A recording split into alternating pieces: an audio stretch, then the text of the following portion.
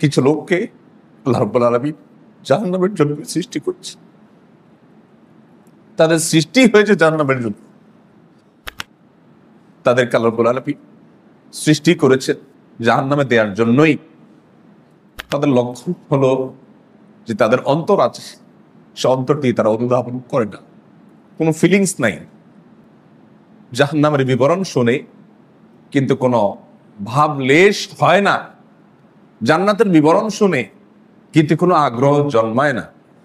রমাদান আসে, আবার রমাদান চলে যায়, অন্য 10টা মাসের মতো খেয়ে পড়ে ঘুমিয়ে উঠে বসে অন্য 10 মাসের মতো সাধারণ সময়ের মতো কাটিয়ে দেয়। বিশেষ কোনো ভাব লেশ হয় না, কোনো পরিবর্তন হয় না, কোনো বিশেষ তার ভিতরে ফিলিংস আসে না, তার ভিতরে কোনো ভাব লেশ আসে না।